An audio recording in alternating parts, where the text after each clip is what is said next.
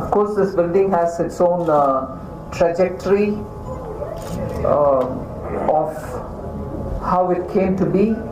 Although the presence of the CBDT is in J&K from 54, as was referred to by many of the speakers,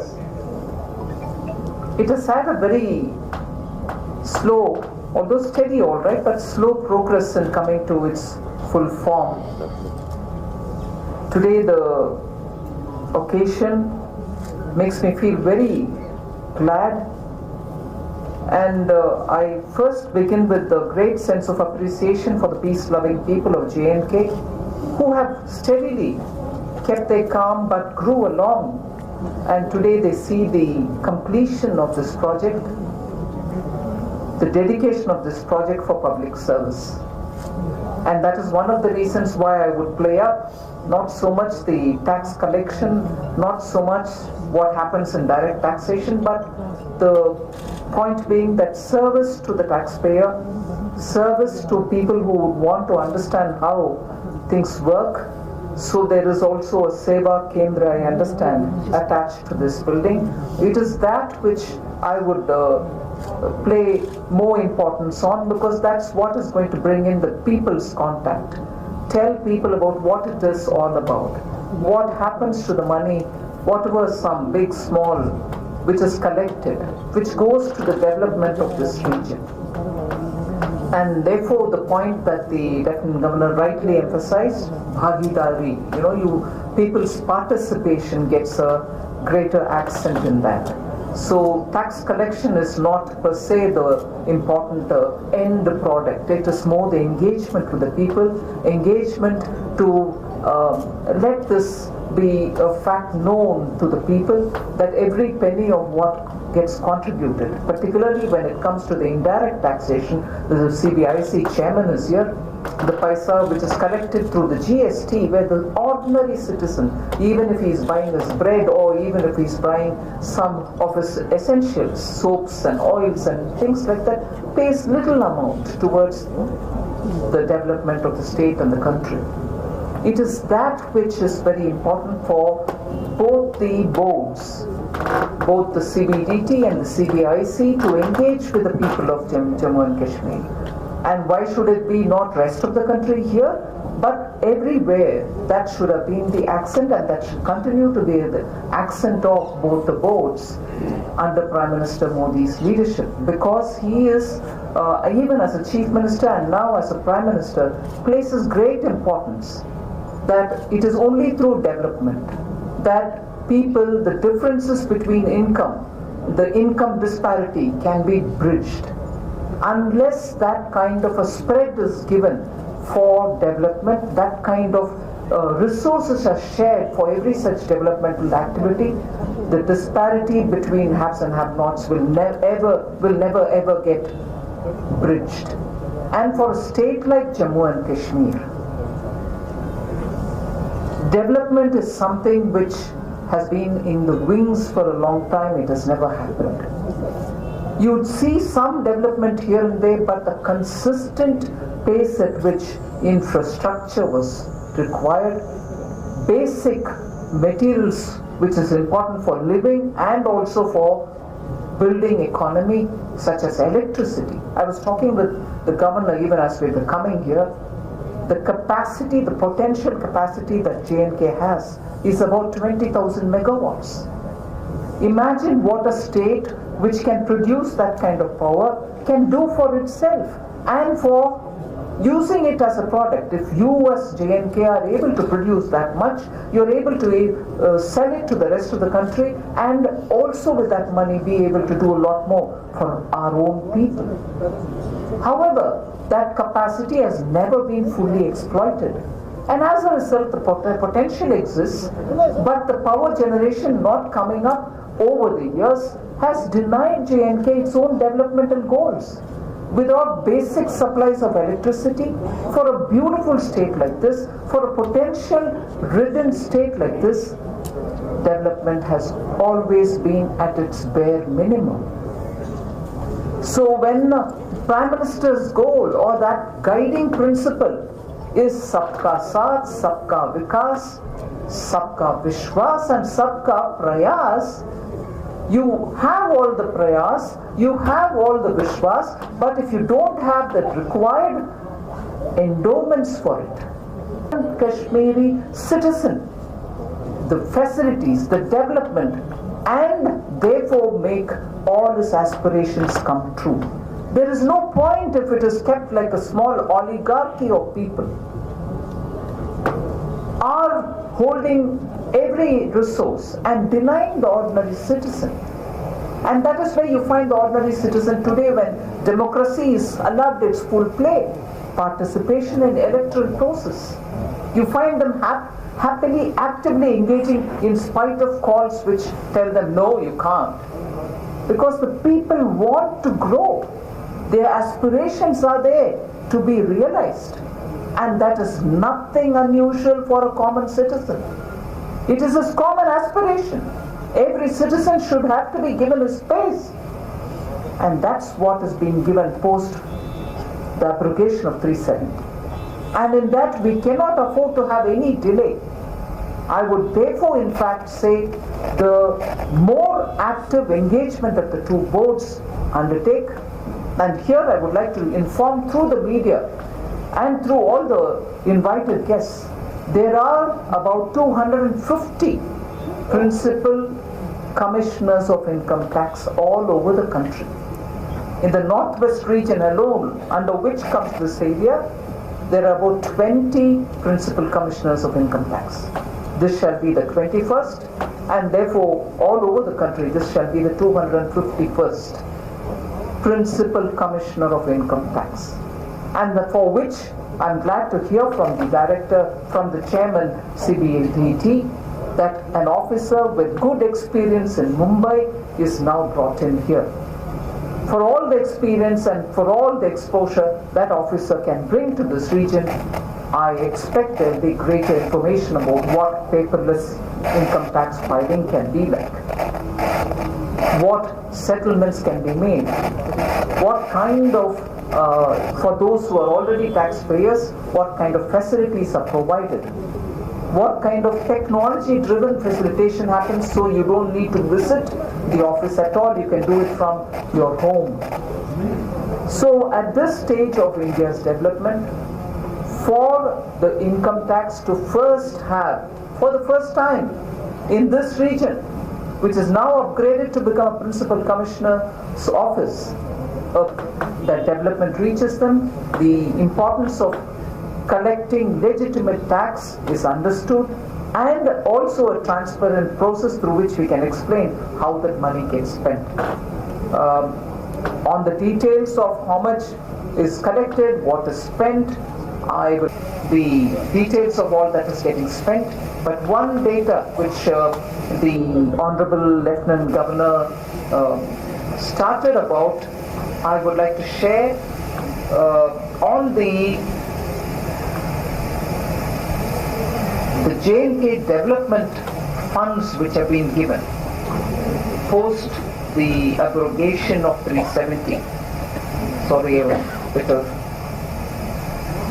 kind of projects which got completed under PMDP, and that itself will probably expand on how much has been spent.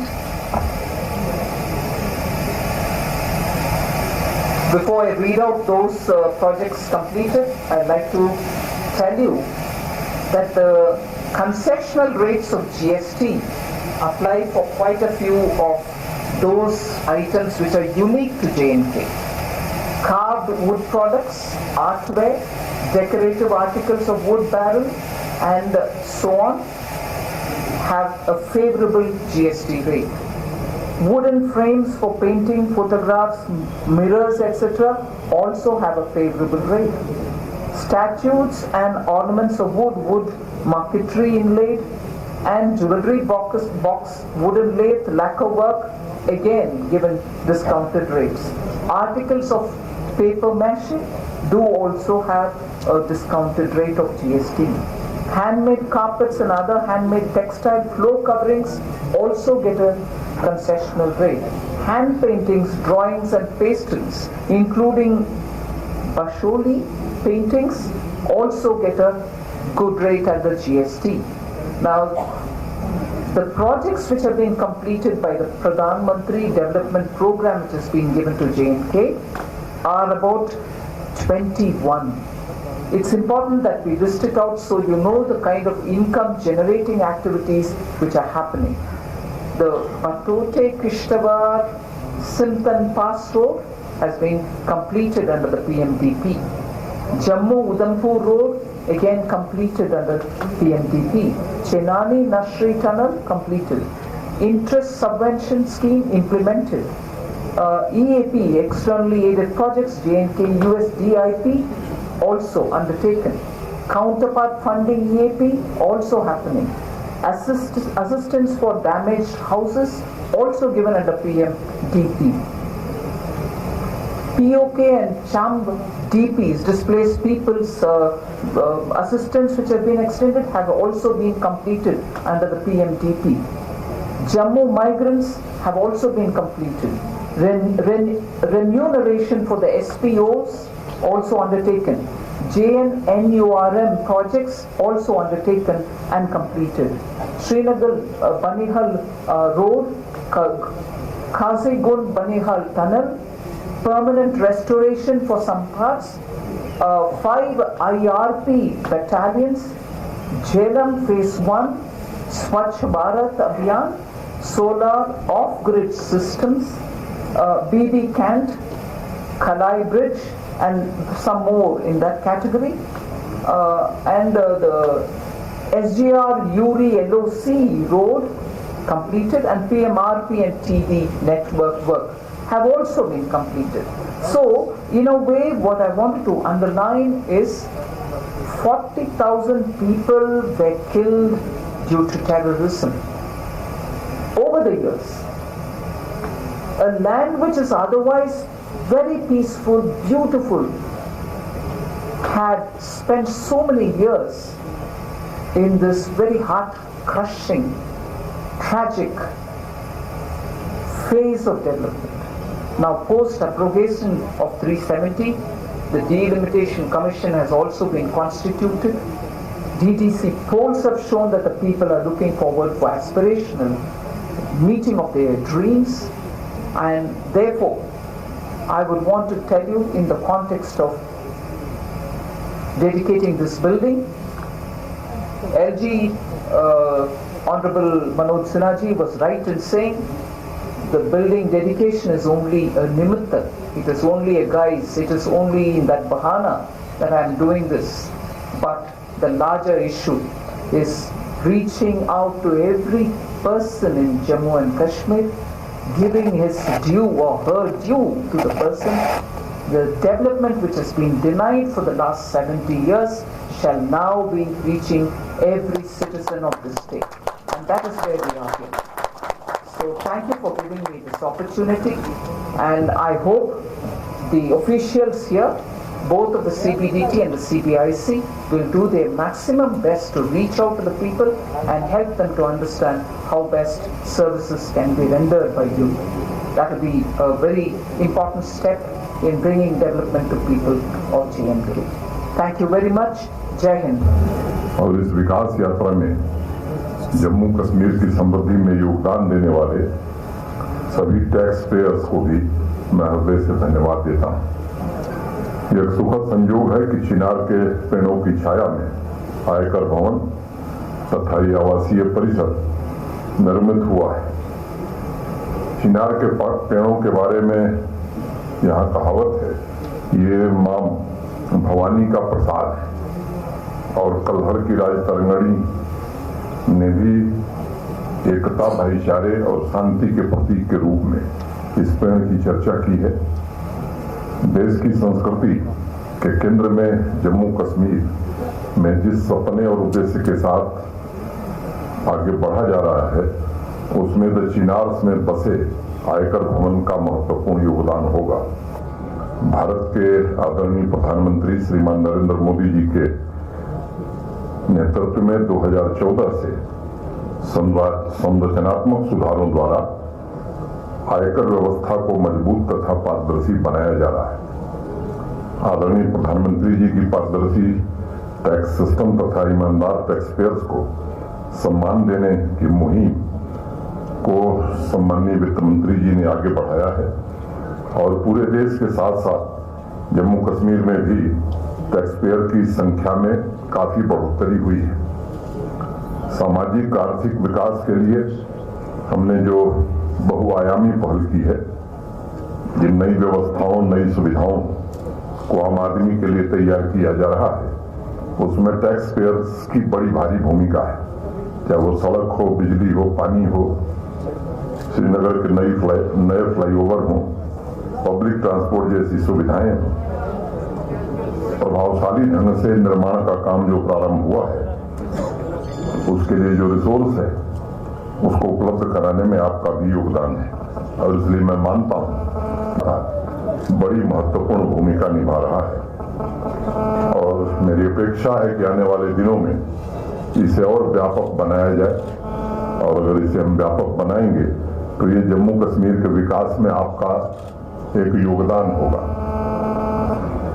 आयकर विभाग की भी जिम्मेदारी है कि व्यवस्था ऐसी हो जो आयकर दाताओं के जीवन को सुगम बनावे, सरल बनावे और ज्यादा से ज्यादा लोगों को संवेदनशीलता के साथ टैक्स सिस्टम से जोड़ा जाए। जब टैक्स पेयर तरक्की करेगा, मुझे लगता है तभी जम्मू कश्मीर के बाकी सेक्टर्स भी तरक्की करेंगे। मुझे याद है आदरणीय प्रधानमंत्री जी ने जब विवाद से विश्वास की योजना लागू की थी, तब उसे टैक्स सिस्टम के इतिहास में पहली बड़ी क्रांति की तरह देखा गया था और उनके वो शब्द उस कार्यक्रम में मैं था, उद्धृत करना चाहूंगा कि हमारी टैक्स प्रणाली सीमलेस हो, पेपरलेस हो और फेसलेस हो। आज इस कार्यक्रम के माध्यम से मैं सम्माननीय वित्त मंत्री जी तथा आयकर विभाग के प्रति विशेष रूप से आभार व्यक्त करना चाहूंगा। कर्तव्य का भाव सर्वोपरि रखते हुए हॉलिस्टिक रिफॉर्म्स किए गए हैं। डायरेक्ट तथा इनडायरेक्ट टैक्सेस में रिटर्न से लेकर रिफंड तक सीमलेस व्यवस्था भी बनाई गई है। टेक्नोलॉजी के उपयोग से आज आयकरदाताओं को सहूलियत के साथ साथ पर्याप्त और उचित सम्मान भी दिया जा रहा है। उन्हें जो अधिकार आज मिले हैं, शायद इतिहास में पहले कभी नहीं मिले थे। इसलिए मैं सभी करदाताओं से भी अपील करूंगा कि सरकार के विभिन्न विकास कार्यक्रमों को लेकर हम तेजी से आगे बढ़ रहे हैं, चाहे वो शहरी ग्रामीण अर्थव्यवस्था हो, कृषि क्षेत्र की मजबूती हो, इंफ्रास्ट्रक्चर हो, रोजगार के अवसर हो, शिक्षा, स्वास्थ्य, समाज कल्याण के विभिन्न कार्यक्रम, इसमें धनराशि की जरूरत पड़ती है और आपका भी ये दायित्व है कि ईमानदारी से टैक्स देकर जम्मू कश्मीर तथा राष्ट्र के विकास में आप सब भी अपना योगदान दें। आपके हर एक पैसे का विकास के कार्यों में सही उपयोग हो, सदुपयोग हो, ये सुनिश्चित करना हमारी जिम्मेदारी है और मैं आपको भरोसा देता हूं कि आपके एक एक पैसे का सदुपयोग होगा, दुरुपयोग नहीं होगा। अभी 15 तारीख को सम्माननीय वित्त मंत्री जी ने सभी राज्यों के साथ बैठक की थी और किसी कारणवश जम्मू कश्मीर इंडस्ट्रियलाइजेशन से अछूता था। लंबे समय बाद, मैं कहूं पहली बार, आदरणीय प्रधानमंत्री जी के मार्गदर्शन में 28,400 करोड़ रुपए के सहायता वाली नई इंडस्ट्रियल डेवलपमेंट स्कीम यहां शुरू हुई है। पिछले 9 महीनों में 29,000 करोड़ रुपए के प्रस्ताव हमारे इंडस्ट्री डिपार्टमेंट को मिले हैं, जिसमें से 1400 करोड़ रुपए के निवेश को हमने स्वीकृति दे दी है, उनको जमीनें दे दी गई, उन्होंने काम प्रारंभ किया है और विभिन्न क्षेत्रों में लोग रुचि ले रहे हैं और मैं उम्मीद करता हूं कि इस दिसंबर तक मोटे तौर पर 35,000 करोड़ के प्रस्ताव हम स्वीकृत कर लेंगे। वर्तमान प्रशासन का संदेश बड़ा स्पष्ट है, भ्रष्टाचार को किसी भी सूरत में सहन नहीं किया जाएगा। पारदर्शिता और जवाबदेही सुनिश्चित करने के लिए अधिक से अधिक ऑनलाइन ट्रांजैक्शन बढ़ाया जा रहा है। जेके बीम्स एम्पावर के माध्यम से अब गांव में बैठा हुआ आदमी भी विकास में मद में किया जा रहा खर्च और उसके एक एक पैसे पर निगरानी रख सकता है। पहली बार सभी प्रोजेक्ट्स का फिजिकल वेरिफिकेशन मैंडेटरी कर दिया गया है। जम्मू तक हम कर पा रहे उसमें सबसे ज्यादा सहयोग वित्त मंत्रालय और वर्तमान वित्त मंत्री जी का है। मैं फिर से आपको एक बार